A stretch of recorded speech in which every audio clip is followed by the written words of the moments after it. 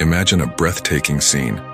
Soldiers hurriedly throwing the dead body of a man into a tomb, trying to escape from a relentless enemy. As the body touches the dry bones of an ancient prophet named Elisha, something unbelievable happens. Suddenly, life returns to that lifeless body. A silent heart starts beating again, and the man stands up alive before the terrified and astonished eyes of those who witnessed it. But is there a greater secret behind this astonishing miracle? What really happened inside that tomb? What invisible power was hidden in Elisha's bones? And what did that man feel at the exact moment he returned to life? In this video, you will discover every hidden detail of this extraordinary story.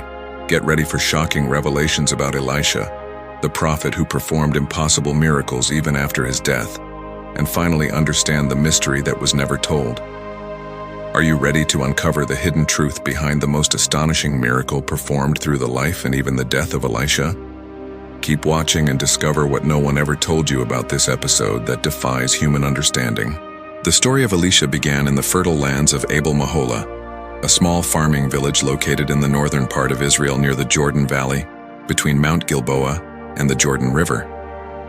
It was the time of King Ahab, one of the most controversial and idolatrous kings Israel had ever known. The year was approximately 870 BC, a time of great spiritual and moral crisis in the northern kingdom, where the worship of Baal dominated both the altars and the hearts of the people. The echo of the 3-year drought announced by Elijah some years earlier, 1 Kings 17, was still remembered with fear in the conversations among the city's elders. It was an era when the voice of the prophets was feared, and the name of Elijah the Tishbite sent chills wherever it was mentioned. Elisha was the son of Shaphat, a well-known and respected man in the region. Shaphat owned vast lands, herds, and many workers. They were not poor, quite the opposite. His family was among the most prosperous farmers in Abel-Meholah. As the eldest son, Elisha carried the responsibility of continuing the family business. But despite all that structure, Elisha's heart remained restless. It was the beginning of spring when the field started to show the golden tones of the harvest. The scent of freshly plowed earth mixed with the heat rising from the ground. The sky was clear, yet it carried that typical tension found on days when something important is about to happen.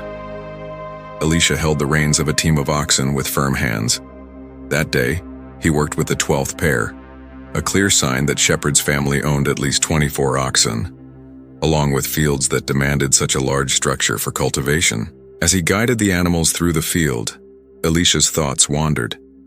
Just another day like the others, he murmured to himself, wiping the sweat from his forehead with his forearm. But until when? He looked toward the horizon, letting his eyes wander over the distant mountains. There, almost at the edge of his sight, lay the Jordan River, its calm waters seemingly mocking the restlessness Elisha carried within his chest. In recent months, the daily work routine had no longer satisfied him. There was a void, a sense that his life was trapped between the plow and the dusty road. He had heard stories of miracles, prophecies, and men who dared to change the fate of an entire nation.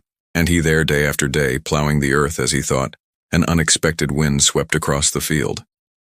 It was a strange breeze, almost cold, despite the scorching midday sun.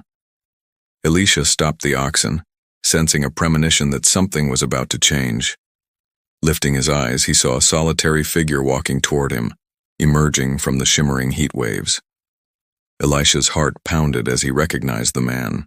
It was Elijah, the prophet from Tishbe, the one who had confronted King Ahab himself, challenged the prophets of Baal on Mount Carmel, and prayed for the skies to pour rain over the thirsty land. Elisha swallowed hard. It can't be, he whispered, looking around to make sure the other workers were seeing him too.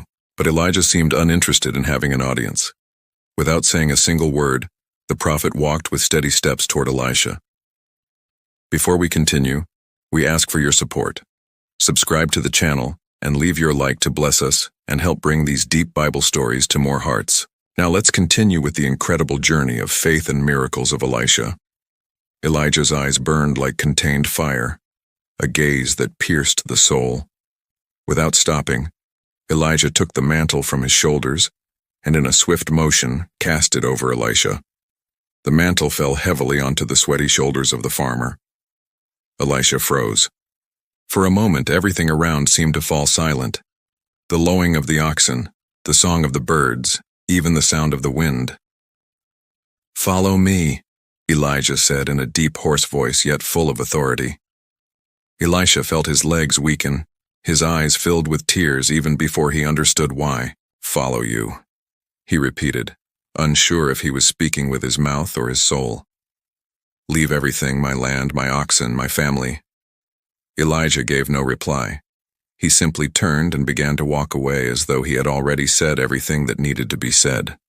Elisha looked at his calloused hands still gripping the oxen's reins. The weight of Elijah's mantle on his shoulders now felt heavier than any burden he had ever carried. His mind swirled in turmoil. "I can't just abandon everything like this," he told himself, trying to convince his heart. But deep down, he already knew this was a moment of decision. He ran after Elijah. "No, wait," he shouted. The prophet stopped but did not turn around. "Let me at least go to my parents to say goodbye to them," Elisha pleaded, panting. "Go," Elijah said, his voice even graver. "But remember, the calling is now. Don't delay." Elisha ran back, heart racing. Reaching the oxen, he looked at them with tearful eyes. Without hesitation, he grabbed the axe he used for cutting wood. With trembling yet determined hands, he slaughtered the oxen from the 12th pair. The plow, which for years had symbolized his livelihood, was dismantled and turned into firewood. Soon the fire burned brightly in the middle of the field, and the smell of roasting meat filled the air. Neighbors and workers came running. "Elisha, what are you doing?" one of them shouted, perplexed. "I'm burning my past," he answered, eyes fixed on the flames. His father, Shaphat, arrived running, alarmed by the commotion. "Son, why are you doing this?" he asked, confused. Elisha approached him and embraced him tightly. "Because today God has called me." Elisha's mother, with tears in her eyes, just hugged him without saying a word. As the fire consumed the wood and the meat, and as the neighbors shared the meal like a strange farewell banquet, Elisha looked toward the path where Elijah had walked.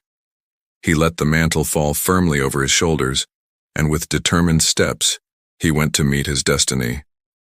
And now, will he leave everything behind? What will be the price of this choice? The dry ground crunched beneath Elisha's feet as he hurried along, trying to keep pace with Elijah's long strides. Dust rose with each step, leaving a trail along the path from Abel Mahola to Gilgal. Elijah walked ahead, his mantle flowing behind him like a battle flag. His expression was stern as always. But that morning, there was something different in the prophet's eyes, a shadow as if he carried a burden too heavy to share. Elisha, on the other hand, felt his heart pounding like a drum inside his chest. Ever since the day he had burned the plow and sacrificed the oxen, his life had become an unpredictable journey. And now he felt something was about to happen, something final. As they walked, Elisha couldn't stop the thought hammering in his mind. Am I capable of continuing alone? No matter how hard he tried to hide it, fear followed him like a silent shadow. When they reached Gilgal, Elijah stopped suddenly and turned to him. "Stay here, Elisha." Elijah's voice came out low, but full of resolve. "The Lord has sent me to Bethel." Elisha took a deep breath. He had heard this before. He knew what it meant. "As surely as the Lord lives and as you yourself live, I will not leave you," he answered firmly, his eyes locked on his master. Elijah frowned, studying his disciple for a few seconds. Then, without another word, he turned and continued walking. As they made their way toward Bethel, Elisha felt the weight of the journey. The sun burned high. Dust filled his eyes and throat, but nothing was harder to bear than the fear of losing Elijah. Upon reaching Bethel, a group of men awaited them. They were the sons of the prophets, apprentices, and followers who lived in that city. One of them approached Elisha with a look of pity. "Do you know that today the Lord will take your master from over your head?" he asked, almost with a tone of provocation. Elisha took a deep breath, struggling to control his irritation. "Yes, I know." "Be silent," he answered through clenched teeth. The group stepped back, surprised by Elisha's reaction. He didn't want to hear words of farewell. Not now. Once again, Elijah broke the tense silence. "Elisha," he said with a firm voice, "stay here, for the Lord has sent me to Jericho." Elisha's heart raced. "As surely as the Lord lives and as you yourself live, I will not leave you," he repeated without hesitation. Elijah's gaze lingered for a moment on Elisha's determined face. Without saying anything further, he turned again and resumed the journey. The path to Jericho was long and exhausting. Sweat ran down Elisha's face, but he kept his pace steady. Even though his feet ached, even though his body cried out for rest. Upon reaching Jericho once again, a group of the sons of the prophets came out to meet him. "Do you know that today the Lord will take your master from you?" one of them asked in the same tone as before. Elisha took a deep breath, squeezed his eyes shut, and answered firmly, "I know. Be silent." From a distance, Elijah seemed to smile discreetly. No matter how much he tried to distance Elisha, the young man wouldn't give up. After a brief rest, Elijah turned to him once more. "Stay here, for the Lord has sent me to the Jordan." By now, Elisha didn't even hesitate. "As surely as the Lord lives and as you yourself live, I will not leave you." And so, they continued on to the Jordan River.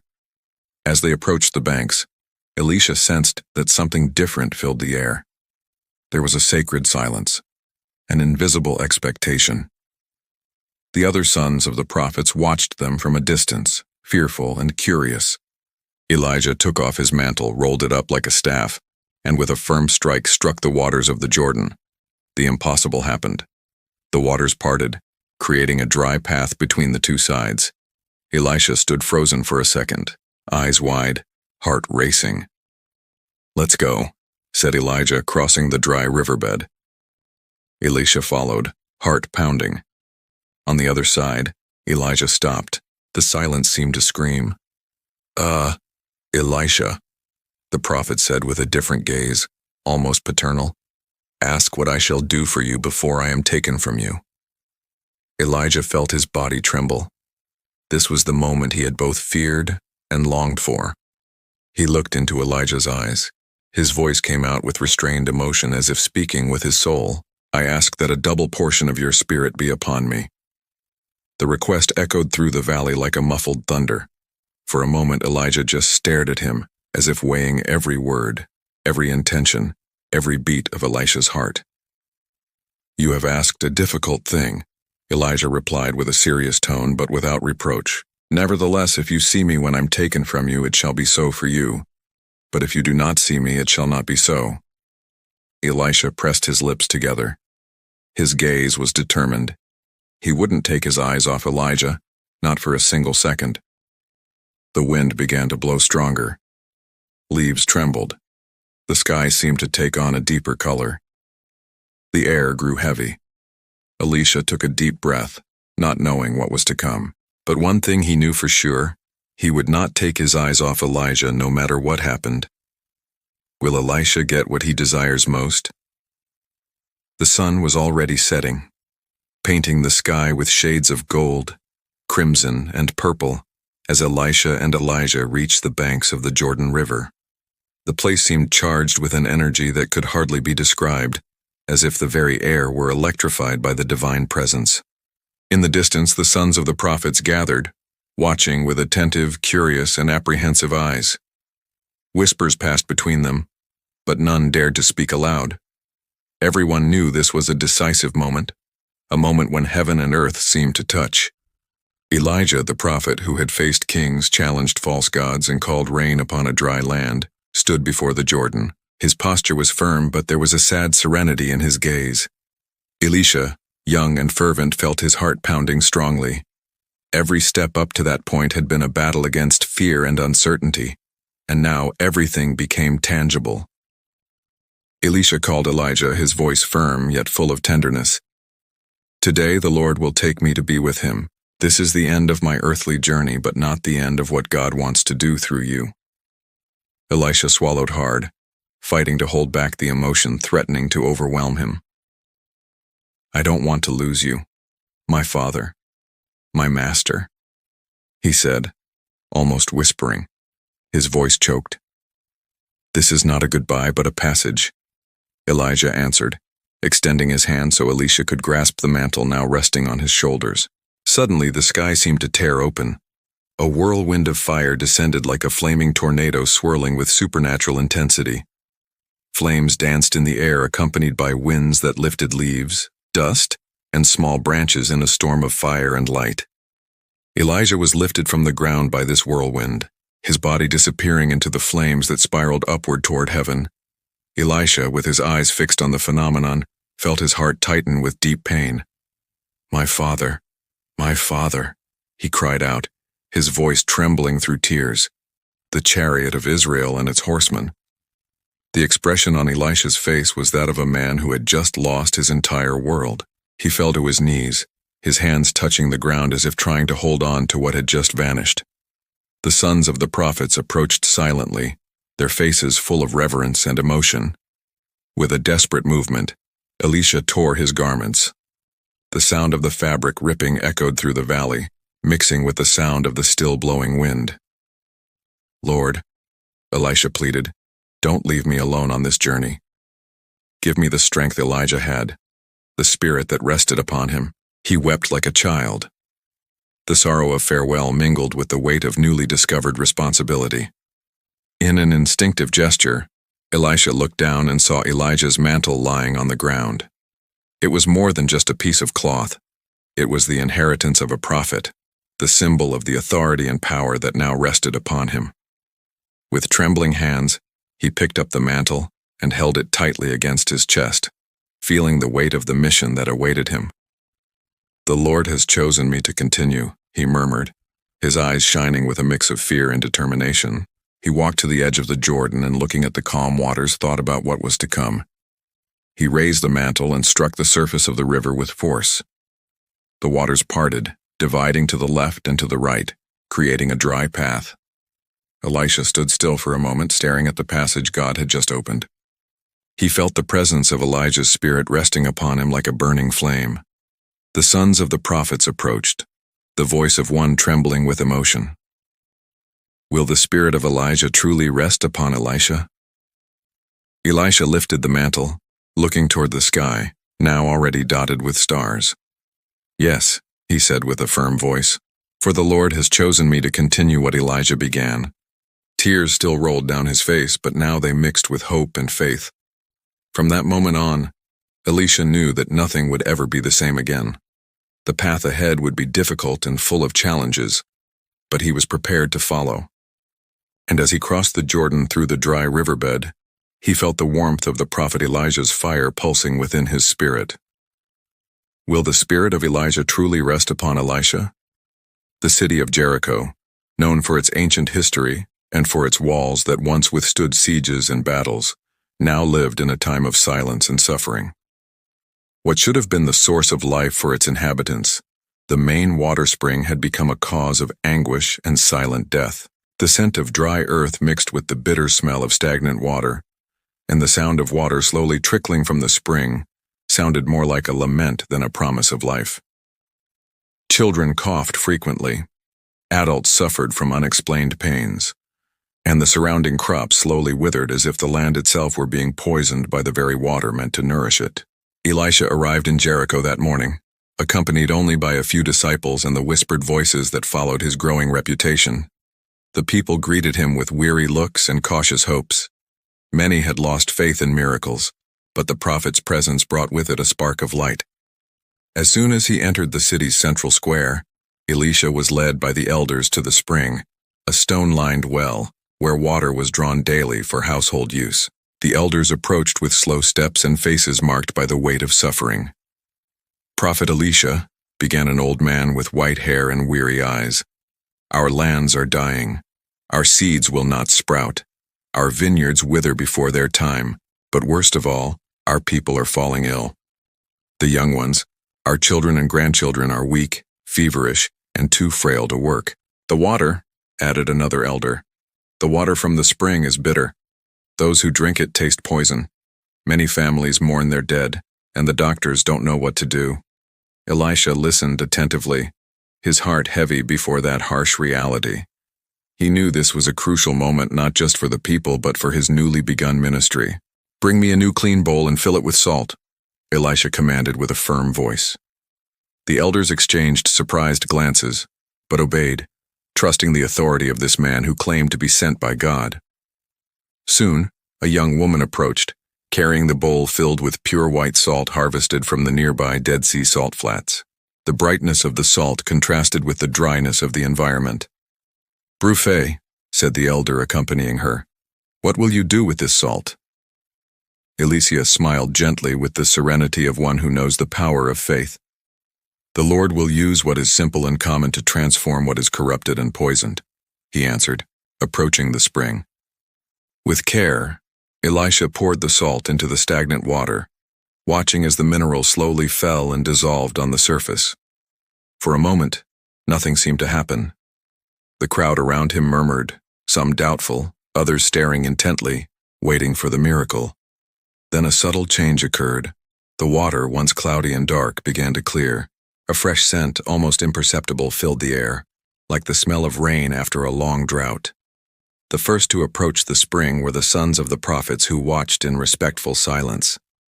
"It's happening," whispered a young woman, scooping some water with her hands.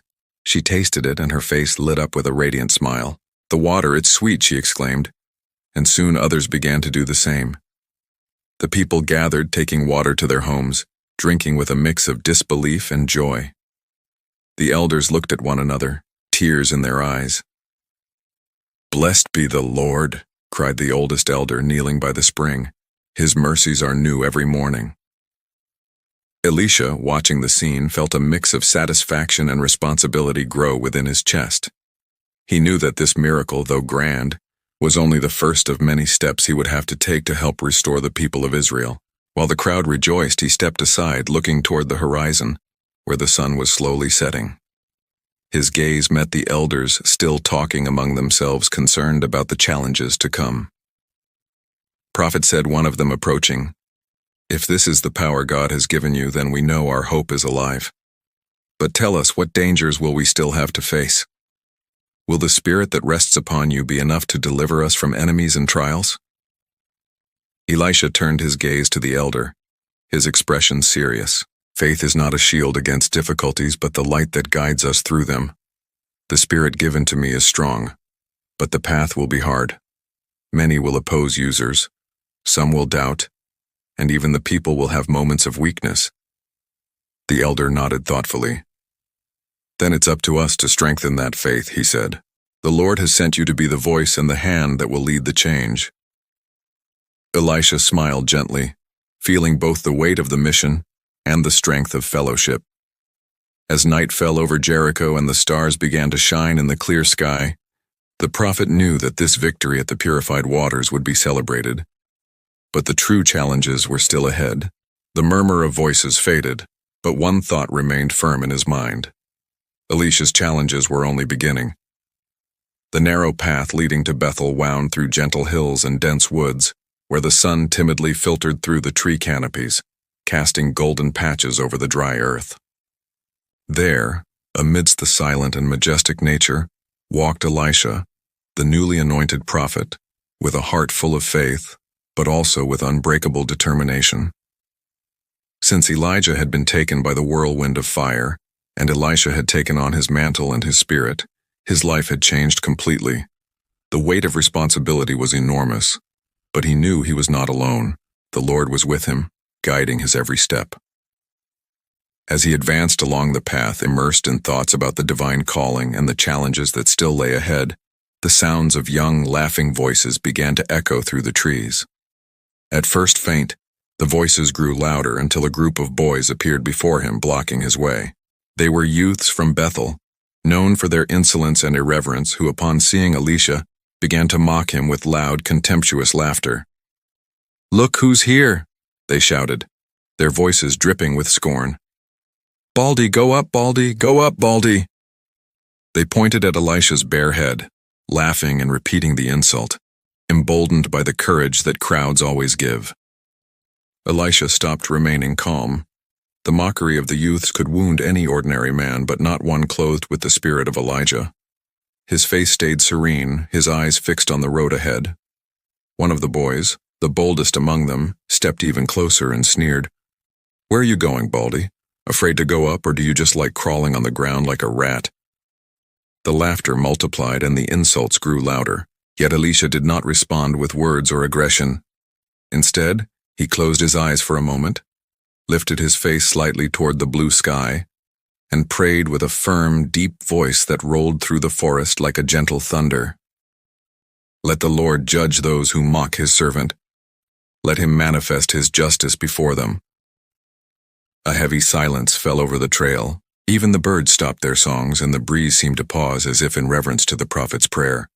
Suddenly, from deep within the woods came a terrifying roar.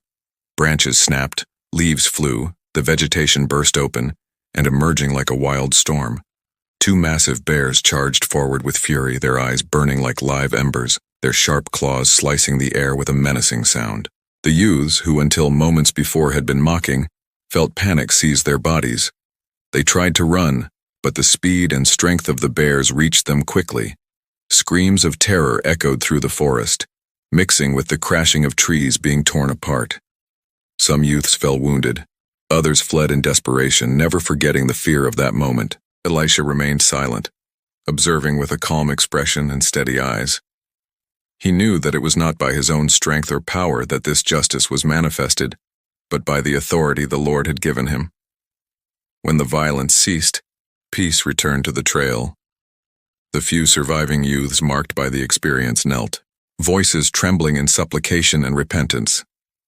The people of Bethel, having heard the commotion, arrived en masse at the scene. Upon seeing the prophet standing there, serene and imposing, and the terrified youths, they understood that the Lord had spoken and acted. How far can the wrath of a prophet go? Some murmured in fear and reverence. "It's a clear warning to anyone who dares defy divine authority," said an elder, looking at Elisha with eyes that glowed with admiration. Elisha, for his part, felt a mixture of sadness and resolve in his heart. God's justice was not meant to destroy, but to protect his people and maintain respect for his will. Later that night, as he withdrew to his tent, the prophet meditated deeply. How far can the wrath of a prophet go? If divine justice, even through his actions, could be this severe, what weight of responsibility still awaited him? Elisha knew he could not retreat. His calling was too strong, his spirit inflamed by the Lord's presence, and although the challenges ahead would be enormous, he trusted in the protection and wisdom of the one who had sent him. The silence of the night enveloped the city as stars appeared in the sky, silent witnesses to the beginning of a prophetic journey that would change Israel's destiny. It was inside a simple house with walls of clay and stone that barely protected its inhabitants from the cold of the night. The air was heavy with despair, a dense silence broken only by the muffled sobs of small children. In that humble dwelling lived a widow with her 2 sons, survivors of a life marked by loss and hardship. The recent death of her husband had left her without protection, and without any means to pay the debts that now threatened to take her sons into slavery, the only way the creditors knew, to collect what she owed. Elisha had been called there by the news of the family's suffering, and when he arrived he found a woman with a face marked by tears and shoulders bowed under the weight of affliction. "Prophet," she said, her voice choked with emotion, "my home is on the brink of ruin. I have nothing to pay my debts. If I lose my sons, it will be like losing my very life." Elisha looked deeply into the widow's eyes, seeing there the faint flame of hope, still fighting against the darkness of fear. "What do you have in your house?" he asked calmly. The woman sighed, glancing toward a corner of the house where a small jar of oil rested, the little that remained after months of hardship. "I have nothing left," she replied, her voice trembling. "Only this small jar of oil." Elisha smiled, not lightly but with a firm conviction that was contagious. "Then do this. Go and ask for vessels. Many vessels," he ordered. The widow looked at him surprised, almost in disbelief. "Many?" she asked. hesitating. "But where will I find so many?" "It doesn't matter," Elisha replied. "Go and gather all the vessels you can find and let the oil flow." With no other choice, she began collecting containers from her house and from the neighbors. She returned with each empty vessel and poured the small amount of oil from the jar that Elisha had blessed. To her astonishment, the liquid began to flow without stopping, filling first one vessel, then another, and yet another. The oil overflowed and did not cease. The woman and her sons watched, amazed and with tear-filled eyes. News of the miracle spread quickly through the village. Neighbors came to witness the unbelievable scene. Dozens of vessels filled to the brim, one after another, with oil that seemed never-ending. "God does not abandon those who trust in him," said Elisha, his voice carrying the certainty of divine providence. As the oil continued to pour, the widow's fear and despair began to give way to hope. The miracle meant she could sell the oil, pay the debts, and save her sons from slavery. But in her heart, a doubt still lingered, a worry that the miracle hadn't fully erased. "Will it be enough to save my family?" she asked, looking at Elisha with eyes full of fear and faith. Elisha gently clasped her hand and said, "Trust in the Lord. He is the God of provision and justice. Today, he has proven that he is with you." That night, as the vessel stood full of miraculous oil, the widow prayed silently, thanking God for the gift that had saved her family and asking for strength to continue the journey that still lay ahead.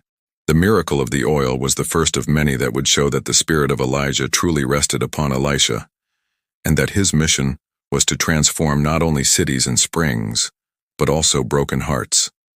Will the oil be enough to save her family?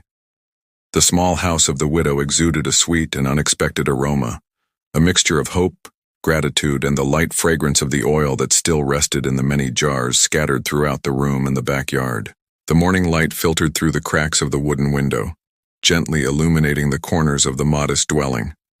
The floor, once covered with dust and traces of sorrow, was now clean, and the space seemed to breathe new air, as if life itself was beginning to renew right there in that simple home. The widow, her hair already stirred by the weight of life's battles, and her eyes deep with one who had known pain, sat silently at the wooden table, her face serene but heavy with emotion. Her children played outside, their laughter filling the air with a melody that seemed to conquer the silence of bitter days. Elisha stood in a corner, observing the scene with a mixture of joy and melancholy. Though his journey was still young, it already carried the weight of many lives he had touched, the suffering he had witnessed, and the responsibility he now bore. The widow rose slowly and approached the prophet. Her eyes, once full of uncertainty, now shone with renewed faith. "Elisha," she said, her voice trembling, "I don't know how to thank you. Before the shadow of debt, the threat of my sons being taken into slavery, it all felt like a certain and cruel fate. Today, I see a different future, because God listened through you." Elisha smiled humbly, answering with a soft yet firm voice, "It's not I who act, but the Lord. He is the God of mercy and provision. You only needed to believe." The woman gazed at the prophet with tearful eyes and continued, "I spent sleepless nights feeling fear devour my hope. When everything seemed lost, a small jar of oil was all that remained. Now I see that nothing is small in the eyes of God." Elisha nodded, knowing that this miracle represented more than just material provision. It was the restoration of trust and faith in God's divine promise. "Your faith is a living testimony." And he said, "And God will use it to reach many who still live in despair." Silence settled for a few moments, broken only by the distant laughter of children and the song of birds announcing the new day. Then the widow spoke again, almost as a promise made to herself and to heaven. "I will tell this story everywhere. May the name of the Lord be glorified, and may no one ever again fear losing what he can restore." Elisha looked at her, feeling the flame of hope reignite in his spirit. "And you, woman, be strong and courageous. The Lord walks with you. Your sons will not be sold nor forgotten, for he is just and faithful." The widow smiled, holding the prophet's hand with deep gratitude. Outside, the children ran and played, while neighbors, curious about the news, began to gather to share in the joy. But Elisha knew his mission did not end there. The road ahead was long and uncertain.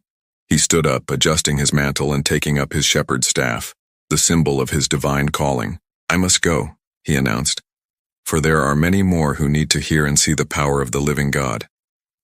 Before leaving, he looked at the widow and added, "Never doubt, even when the storm seems unbearable. The faith you hold is the light that will guide your steps." She nodded, tears in her eyes, knowing that this farewell was also an invitation to personal renewal. As Elisha walked away from the village, he felt the wind caress his face like a seal of God's presence upon his journey. Each step was marked by growing confidence, but also by the knowledge that greater trials were yet to come. The whispers and rumors about the prophet were beginning to spread. His reputation as a man of God, a man capable of miracles, was reaching the ears of kings and princes who would soon have to face his voice and his authority. Elisha walked on, his heart full of faith, fully aware that the prophetic journey is a path between light and shadow, between victory and sacrifice. What new mission would God prepare for the prophet? As the sun rose, the road unfolded before him, bringing promises, challenges, and the certainty that God never abandons those who follow him with an open heart. The house of the Shunammite woman was a vision of peace amid the arid and rugged land surrounding the village. Built with simplicity but much care and love, the small home was adorned with flowers and colorful fabrics that danced lightly in the gentle evening breeze. The scent of dried herbs and freshly baked bread mixed with the coolness of the air, creating a welcoming atmosphere that contrasted with the harshness of life outside. The Shunammite woman was known for her generosity and hospitality. On every visit, Elisha was welcomed with a sincere smile, with a gaze that overflowed with trust and affection. She was a devoted wife, an exemplary homemaker, and to many, a living example of faith and perseverance. Yet, despite the serene facade, there was a hidden sadness within the woman's heart. She and her husband, after years of marriage, carried a silent and deep pain. They were childless. In that time and culture, the absence of children was a source of anguish and often judgment. The loneliness of waiting had marked their days, casting shadows over their dreams. On a clear morning, Elisha arrived at the Shunammite's house, carrying with him the scent of the earth and the weight of the roads he had traveled. The woman greeted him at the door with a gentle smile, but her eyes revealed an inner storm. "Man of God," she began, her voice firm but heavy with emotion, "do not play with my hope." She stepped forward, clasping the prophet's hand between hers. "I've cried too many tears for dreams that never came true. If you don't have a true word for me, I ask you to say nothing at all." Elisha looked deeply into the woman's eyes, sensing the sincerity and pain behind every word. At the appointed time, he replied with a calm yet full of conviction voice, "God will hear your cry. You will embrace a son. The Lord's promise is faithful." The Shunammite woman pressed her lips together, holding back the tears that threatened to fall. The weight of waiting and pain seemed to lift, though a thread of doubt remained. In the months that followed, like a seed planted in fertile soil, hope grew. The woman conceived and the news spread through the village, bringing signs of joy and renewal to those who knew her story. Time passed, and when the child was finally born, the home filled with an almost tangible happiness. The small house echoed with children's laughter and whispered prayers of gratitude. The Shunammite held her son with tenderness, gazing at his serene face. "He is the Lord's gift," she said with a trembling voice, "the answer to my faith and the prophet's promise." Elisha frequently visited the house, watching the boy grow strong and healthy. To him, this child was the living symbol of God's power and mercy. But just as the seasons change and life brings its highs and lows, the family's joy would not last forever. One day the boy fell gravely ill. His once rosy and radiant face turned pale and frail. The light in his eyes faded and the strength in his tiny hands diminished. The mother, desperate but not without faith, cried out, "Lord, do not forsake me." She prayed night after night, "My son is my life, the promise I received. guide Elisha to me." The boy died suddenly, leaving the house immersed in deep and silent sorrow. The widow ran to Elisha's house, her heart heavy, carrying her son's cold body in her arms. "No, man of God," she cried with tears streaming like rivers. "Give me back my son. The promise was yours." Elisha, with a serious expression, received the woman and calmed her with words of hope. "God does not abandon his own," he said. "I will go to your house." Upon arriving at the Shaughna's home, Elisha climbed to the room where the boy lay still. The silence was deep, almost suffocating. With a firm voice yet full of spiritual authority, the prophet cried out to the Lord, pleading for the child's life to be restored. The miracle happened. The boy opened his eyes, breathed again, and his tiny hand gripped his mother's. Tears of joy and gratitude flooded the room, and the Shunammite's faith was confirmed in an irrefutable way. But Elisha knew that the journey ahead was still long, and that faith would be tested many more times. Joy doesn't always last forever. The house of the Shunammite woman, which not long ago had echoed with laughter and hope, was now wrapped in a heavy silence, as if life itself had abandoned that place. The air felt dense, weighed down by loss and despair. The daylight seemed shy as it entered through the simple windows, as though respecting the sorrow that now dominated the home. The body of the boy, who for months had been the living promise of a miracle, now lay motionless on the humble bed. His skin, once rosy and full of life, was now cold and pale. His eyes, which had often shone with childhood innocence, were now closed forever, leaving in his mother's heart a wound that seemed beyond healing. The woman sat on the floor, wrapped in a simple mantle, crying in silence. Her tears fell like rivers, soaking the ground in her clasped hands. She felt the pain of a mother who had lost her child, the despair of one who had watched hope die before her own eyes. Yet despite the suffering, faith still lingered within her, fragile but present. She knew there was one last chance, one hope that kept her alive. The prophet Elisha. On that gray and silent morning, the woman set out on her long journey to Elisha's house. Every step was heavy, as if the very ground tried to hold her back. The cold wind cut her face, but she pressed on, driven by a mixture of pain and hope. When she arrived, she found Elisha sitting in his simple room, eyes closed in prayer. He felt the weight of his mission, the responsibility calling him to even greater acts. When he saw her enter, her face marked by suffering, he opened his eyes, and the sadness in her gaze spoke more than 1,000 words. "Man of God." Her voice faltered, but it carried an indomitable strength. "Did I ask you for a son only for him to be taken from me?" That cry struck Elisha deeply. He stood up promptly, and with a resolute look replied, "Take me to him. I will not allow death to have the final word."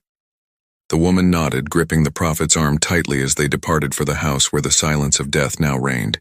The walk was slow, each step marked by tension and anguished expectation.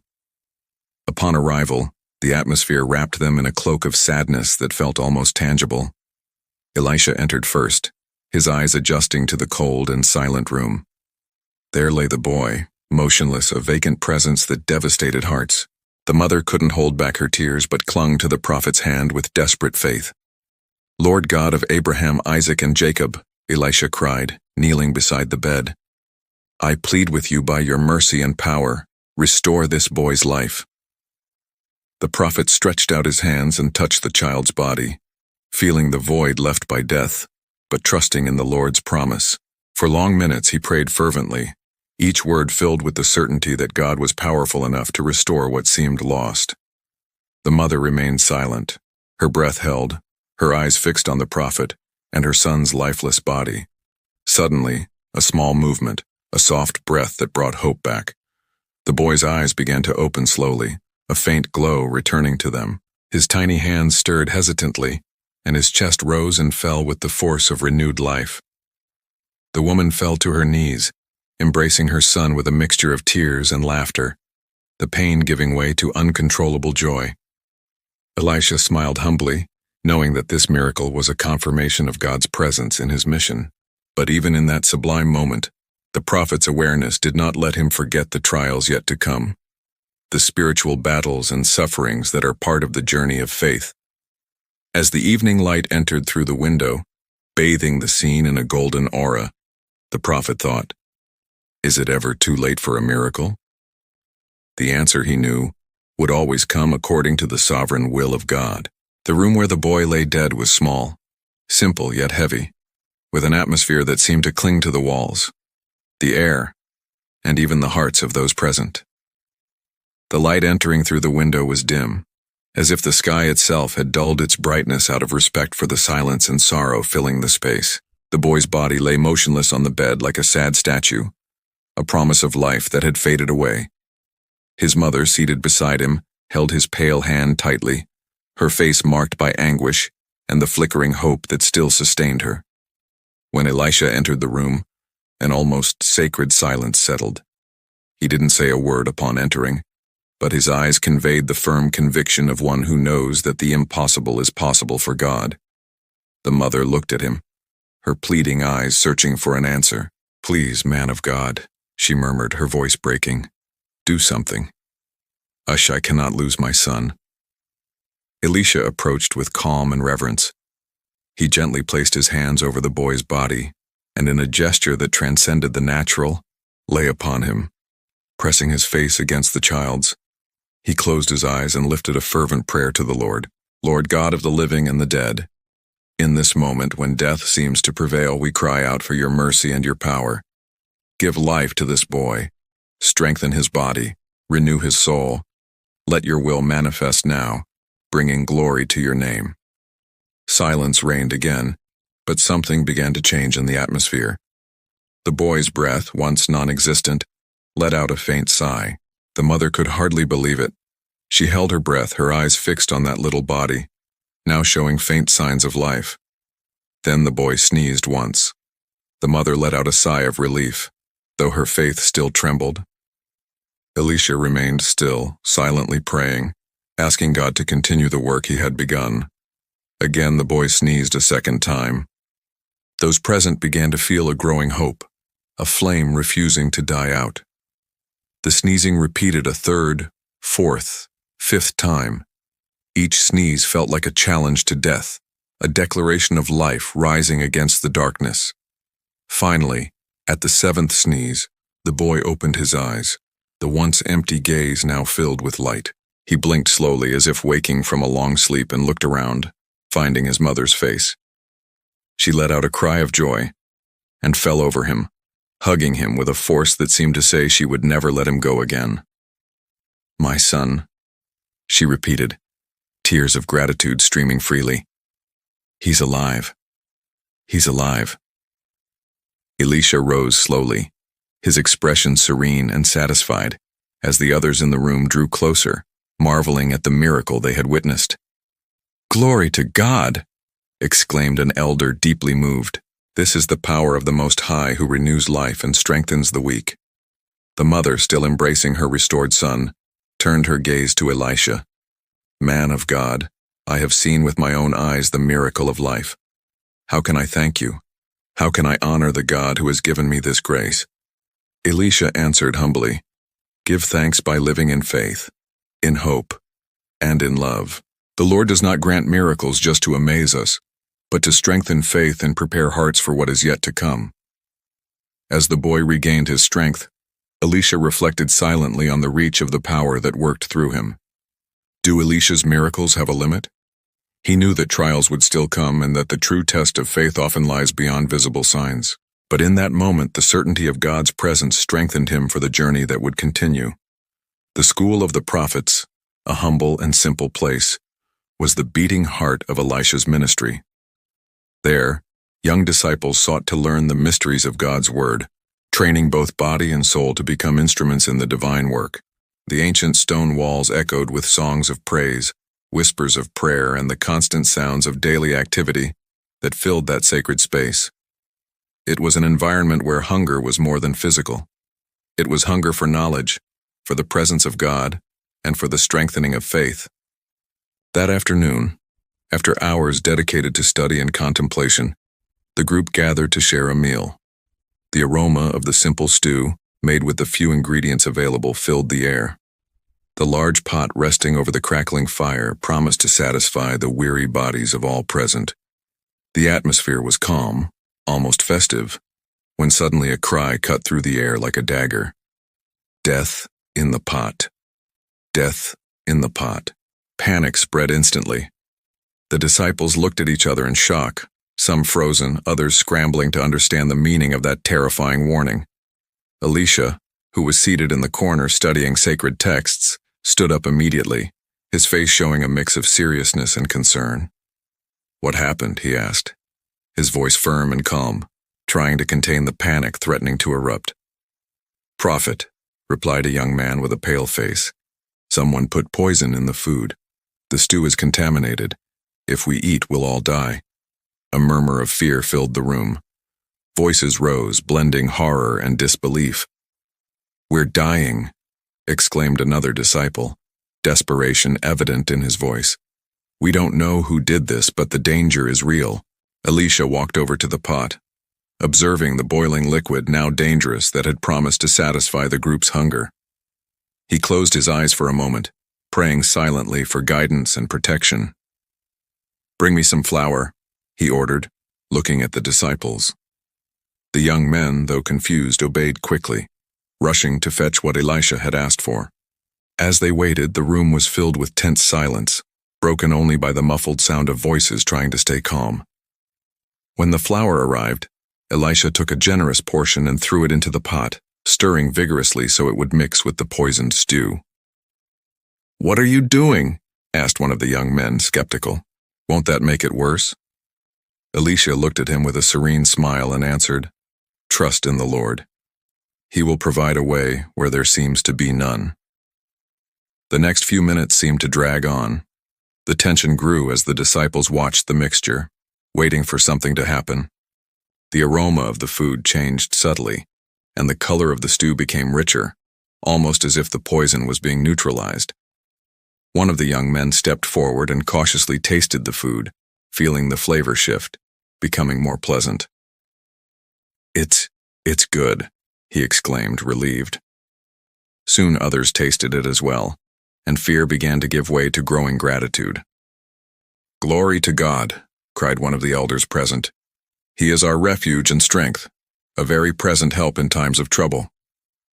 As the group ate, Elisha remained silent, reflecting on life's fragility and the constant need for divine intervention to protect his people. In that school where young men sought knowledge and holiness, there was also the constant reminder that spiritual battle existed in every sphere of life. Who else out there might need immediate rescue, Elisha thought, aware that this miracle was only one step on his long journey. The threat of the poisoned stew was a warning to him, a sign that his mission would face hidden and dangerous forces, and that faith would need to remain firm and constant to prevail. As the fire beneath the pot burned gently, the fire of faith burned even stronger in the heart of the prophet and his disciples. The future was uncertain, but the certainty of God's power strengthened them to face any challenge. On the banks of the serene Jordan River, a group of disciples worked hard on a simple yet essential task, building a shelter to accommodate the students of the school of the prophets. The morning sun shone brightly, reflecting on the calm, crystal-clear waters, while a gentle breeze swayed the tree branches softly, bringing a sense of peace to that corner of the land. The planks were being cut and shaped with effort, and the axes, basic but indispensable tools, echoed rhythmically against the wood. It was a labor of patience and perseverance, a manifestation of the unity and commitment of those men to God's work. Among them, Elisha supervised the activity, his eyes attentive and his spirit watchful. He knew that just like in manual labor, ministry required dedication, care, and above all, faith. But suddenly, the peaceful atmosphere was interrupted by an accident. One of the disciples, a young man, restless and perhaps still inexperienced, was handling the axe with less caution than he should. At the moment of splitting a log, the axe head slipped from his hands and fell with a loud splash into the deep waters of the Jordan, quickly sinking and disappearing beneath the waves. "Oh no, my Lord!" the young man cried out, his face pale with anguish. It was borrowed, it wasn't mine, I can't lose it. A heavy silence fell over the group. Losing the axe wasn't just a material loss. It threatened the continuity of the work, a problem with no simple solution. Elisha approached calmly, his gaze firm and compassionate. "Where did it fall?" he asked, showing no hurry, as though he already knew the answer would come, even in the face of difficulty. The disciple pointed to the exact spot in the water where the axe had sunk. The calm, mirror-like waters seemed to mock the young man's distress. "Come, let's try to recover it," Elisha ordered, and everyone moved closer to the riverbank. But no one dared to step into the water, afraid the object was lost forever. Then the prophet picked up a piece of wood and with a firm gesture threw it toward the indicated spot. "Where the iron fell, the iron shall float," he said like a whispered promise. Then taking a longer branch, he dipped it into the water and began to stir gently, until to everyone's astonishment, the axe head began to rise from the depths, miraculously floating to the surface. The disciples burst into exclamations of awe and joy. "Glory to God," exclaimed one of them. "The Lord watches over his works, even the smallest ones." Elisha took the axe, washed it, and handed it back to the young disciple. "Do not fear losing what God has entrusted to you," he said with a smile. "For everything that belongs to God is under his protection." Adun, the young man, still trembling, thanked him with tears in his eyes, not just for the recovered axe, but for the deep lesson he had just learned. "If God cares for an axe," Elisha continued, gazing toward the horizon, "what more will he do for those who serve him with faith and humility?"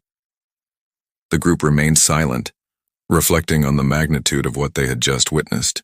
They knew this miracle wasn't merely about a lost and recovered object, but a divine message about God's care, provision, and power. As the sun rose higher in the sky, illuminating the banks of the Jordan, Elisha felt within his chest a renewed sense of the mission he carried. Each day would bring challenges, but also miracles and proofs of God's constant love. And now the question echoed clearly and urgently in his thoughts. If God cares for an axe, what more will he do? Twilight slowly fell over the city of Dothan, painting the sky with fiery shades of red and orange that blended into the deep blue of the approaching night. The air was thick with a tension that could be felt in the hearts of everyone there, the residents, the disciples, and even Elisha himself. The sounds of the city, usually peaceful, were now silenced, as if the very environment recognized the weight of the moment. In the distance, a constant metallic rumble heightened the anxiety of the inhabitants. It was the sound of the Syrian armies surrounding Dothan. Thousands of soldiers imposing horses and heavy chariots took their positions around the walls, ready to crush any resistance. Inside the walls, the people gathered, watching the watchtowers and the locked gates with fear. Women held their children close, and the elders murmured silent prayers, trying to keep hope alive in the face of overwhelming threat. Among them, Elisha remained calm, observing the enemy camp with eyes that could see beyond visible reality. At his side, one of his youngest servants, newly arrived and still inexperienced in the dangers of spiritual warfare, was visibly shaken. "Oh, my Lord," the young man cried out, his voice breaking with fear. "We are surrounded by a vast army. How can we resist? What can we do against such force? I see no way out." Elisha turned to the young man with a look full of serenity and confidence. "Those who are with us are more than those who are with them," he said, his voice firm and full of conviction. The young man shook his head in disbelief. "Master, I don't understand. We are surrounded. They have thousands of men, horses, war chariots. We are few and poorly armed. How can you say we are more?" Elisha smiled gently, recognizing the natural doubt of his disciple, but knowing that in that moment he needed to strengthen his faith. "Open your eyes," he commanded. Confused, the servant lifted his eyes to the prophet, then to the walls and the valley beyond. Then, as if an invisible curtain was lifted from his eyes, the vision changed. Instead of the enemy camp, he saw a magnificent and terrifying scene. The hills surrounding Dothan were filled with horses and chariots of fire, a heavenly legion shining under the twilight light, ready to protect the children of Israel. The armies of heaven surrounded the city, Their weapons gleamed with a supernatural light, and their warriors stood ready for battle. The servant fell to his knees, his mouth open in a mixture of awe and reverence. "Lord," he whispered, tears filling his eyes, "who are these who guard us?" Elisha placed a hand on the young man's shoulder. "They are the angels of the Lord sent to protect his people. The battle we fight here is not against flesh and blood, but against spiritual forces. The war is already won in the invisible realm." As night advanced, the Syrian army tried to march against Dothan, but a cloud of confusion and disorientation fell upon them. Their eyes were darkened, their minds clouded. They attacked each other, lost and terrified. The confusion grew so great that before dawn, the Syrian army broke camp and fled, leaving behind weapons, chariots, and supplies. Inside the walls, the people celebrated a victory that seemed impossible. Songs and dances filled the streets, and the news of divine protection spread like wildfire. Elisha watched everything with humility, knowing that this battle was just one of many still to come. As the war really ended, he thought, the enemy never rests, and faith must be strengthened day by day. He knew the real battle was for the soul of the people, for their faithfulness to God in difficult times, and that his mission would require courage, wisdom, and constant dependence on the Lord. As the sun rose, illuminating the green fields surrounding Dothan, Elisha felt a renewed calling. The Lord, who had opened the servant's eyes to the heavenly reality, was now preparing him to face the challenges yet to come, more than horses and chariots of fire. It was faith that needed to remain unshakable. The sun was already setting over the city of Shem as Elisha's house prepared to receive a visitor. Unlike any who had ever crossed his path, he was neither a young apprentice nor a simple villager. He was Enmon, commander of the army of the king of Syria, a respected, feared, and powerful man. Yet despite his position and strength, there was a deep shadow over his life. Leprosy, a cruel disease that isolated him and forced him to live with shame and fear. News of Naaman's arrival had been met with curiosity and unease. The prophet, however, waited for him with patience and faith in the Lord's action. The commander's servants were also anxious, knowing that this visit could change their master's destiny. When Naaman arrived at Elisha's house, he was received in a simple yet respectful manner. The commander, used to luxury and power, felt uncomfortable in the prophet's humility, yet the hope of healing pushed him forward. But when Elisha sent a message through his servants instructing Naaman to wash himself 7 times in the Jordan River, pride and disbelief filled the commander's heart. Naaman, sitting in his chariot, received the message and reacted with indignation. "Aren't the rivers of Damascus better than all the waters of Israel?" he questioned, his voice filled with disdain. "Wouldn't it be more dignified to wash in them and be clean? Why should I bathe in the Jordan?"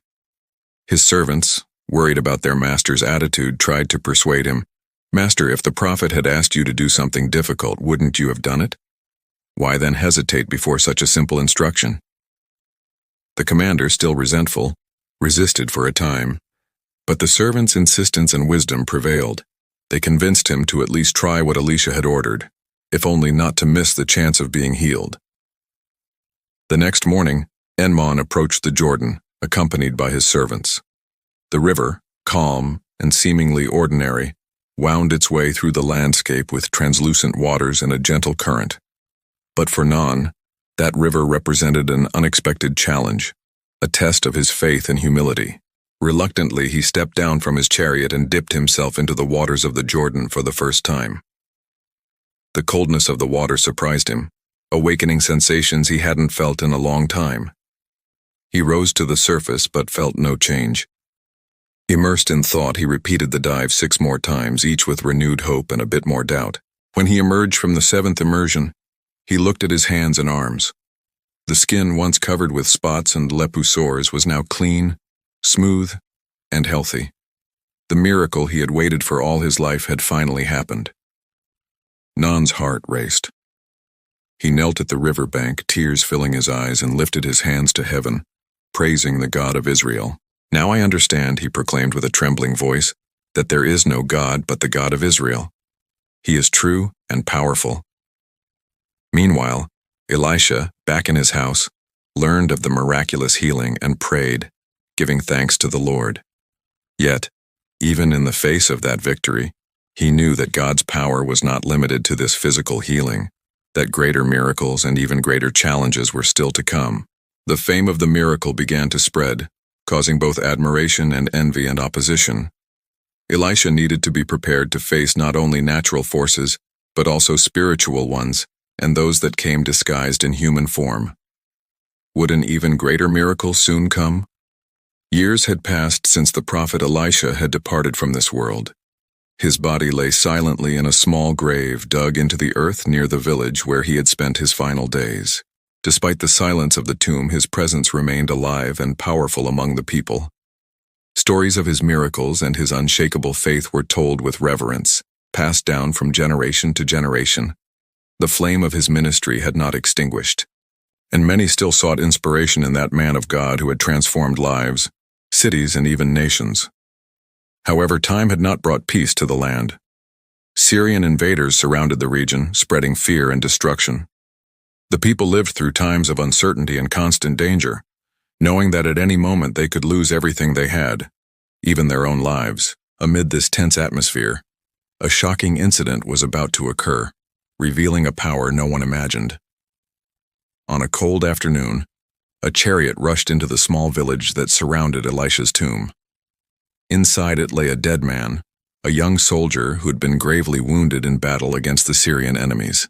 His lifeless body was brought for a quick burial, as there was no time for ceremonies or long mourning. The enemy's siege made haste essential. Frightened villagers quickly opened the grave where Elisha had been buried years before. It was not customary to use that site for common burials, but the urgency was great. With trembling hands, they placed the young soldier's body into that sacred tomb, covering it with damp earth, hoping only to bury him and flee before the enemy arrived. As some were still placing the final layer of soil, the sounds of hurried footsteps and alarmed voices echoed through the village streets. The siege was drawing near, and everyone knew they had to leave the area at once. Suddenly, a scream of surprise and fear shattered the Russian silence. "Look, the dead man is moving." Everyone turned toward the grave where the once motionless body began to stir slowly. The cold hand of the soldier touched the bones of Elisha, which still rested there, silent testimony of the prophet who once was. What happened next seemed like an impossible miracle, a scene straight from the most ancient biblical times. The lifeless body abruptly sat up, his chest rising and falling with the force of renewed life. The eyes, once closed forever, slowly opened, absorbing light and reality, with a mixture of confusion and recognition. Murmurs of astonishment and reverence began to rise among the crowd, many falling to their knees with tears in their eyes, others simply watching in silent awe, fearing to miss the moment. "Glory to God," exclaimed an elderly man, his face illuminated by unshakable faith. "Even the prophet's bones carry the power of the Most High." That moment transcended death itself. The power that had once been manifest in Elisha's life now radiated from his bones, showing that the eternal life granted by God knows no limits. The man, now alive, stood up from the grave, gazing at the faces surrounding him. Though disoriented, he was fully aware that he had been given a second chance, a miracle that would forever change his story. At that moment, an elder stepped forward, his voice echoing with wisdom. "If even the bones of the man of God held life, what more can the living God do in your life today? He is the God of the impossible, the God who resurrects, transforms, and renews." The words sank deeply into the hearts of all present. The miracle was more than a sign. It was a call to unshakable faith, to hope that endures even in the face of death, and to the certainty of the Creator's sovereign power. As the crowd dispersed under the star-filled sky, every soul there knew they had witnessed something unique, a fragment of God's glory revealed on earth. Elisha, even in his physical absence, remained a channel of divine grace, a bridge between heaven and earth, whose authority would never be forgotten. Yet that miracle also brought a profound reflection. If Elisha's bones could transmit life, what could be the reach of God's power in each person's life? Could it be that even in the darkest moments, God was ready to touch, restore, and transform? The answer lay in faith, in total surrender to the Lord, and in the trust that his mighty hand never fails. As silence settled once again, a final, vibrant, and challenging question echoed in every heart. If even Elisha's bones held life, imagine what God can do in your life today. As the night deepened, stars shone in the sky like silent witnesses to that unforgettable event, and a new era of faith and hope began to dawn for the people. Elisha's legacy was not just one of past miracles, but a living promise for all generations who believe in the God who gives life. As we close the pages of this journey through the life and ministry of the prophet Elisha, we are invited to reflect on the profound lessons his path offers us. An ordinary man who began his journey in the simplicity of a wheat field and became a powerful instrument in God's hands, capable of performing miracles that defy human logic and touch even the hardest of hearts. From simplicity to power, Elisha was not born a prophet in golden thrones or majestic palaces. His origin was humble, a farmer's son, working the soil under the scorching sun, with hands calloused from daily labor. Yet it was from this simplicity that God chose to shape a pure vessel, ready to be filled with his Spirit. This choice reminds us that God does not look at appearances or external conditions, but at a heart willing to obey and trust. He works through ordinary lives, transforming them into channels of his glory. Simplicity can be the cradle of divine power, from suffering to redemption. Throughout his journey, Elisha faced trials, losses, rejection, and even death. As we saw in the climax of the story, the death of the Shauna's son, the enemy siege, the daily challenges of leading people and confronting opposing forces were not insurmountable barriers, but steps that strengthened his faith and deepened his dependence on God. Suffering was not the end, but the path to redemption and miracle. This teaches us that our pains and struggles, no matter how intense, can be transformed into living testimonies of God's redeeming power, God's compassion in every detail. Elisha's miracles reveal God's immense compassion, from purifying bitter waters to raising the dead, from saving disciples from imminent dangers to healing the leprosy of the foreign commander Naaman. Each act demonstrates a God who is attentive, who cares about life's details, about individual and collective suffering. This compassion invites us to trust, to surrender our lives and circumstances to the Lord's loving care, knowing that he is at work in our most difficult moments. Even when we cannot see it, God still works miracles. Though times have changed, the God of Elisha remains the same. A living God who performs miracles, opens paths where there are none, heals deep wounds, and transforms lives for his glory. His power is not confined to the past or to the stories of the Bible. He acts today in our families, our communities, and in our very own lives. All it takes is to believe, to seek, and to obey. Elisha's legacy lives on. Elisha's legacy is not only in the miracles he performed, but in the example of faith, courage, and obedience he left us. He teaches that regardless of circumstances, God calls each of us to a mission. We may not bear the title of prophet, but we have the opportunity to be instruments of divine love and power in our own time. What will be your next step of faith? Now, the question that remains for each of us is profound and personal. What will be your next step of faith? Are you willing to leave behind your securities to fully trust the Lord and allow him to work miracles in your life? Will you choose to look beyond difficulties, doubts, and fear, and move forward, confident in the direction of his divine calling? May Elisha's story be the light that illuminates your path and the strength that sustains your journey. Remember, the God who raised the dead, who purified bitter waters, and who made an axe head float, is the same God who wants to act in your life today. The next chapter of your story is in your hands, guided by the faith you choose to live. May this legacy inspire and transform lives, and may each step taken in faith be a response to the infinite love of our God. If you enjoyed this story, 2 other videos featuring equally inspiring Bible characters will appear on your screen. Click to watch, subscribe to the channel, and leave your like. May God speak to you even in the most difficult moments of your journey.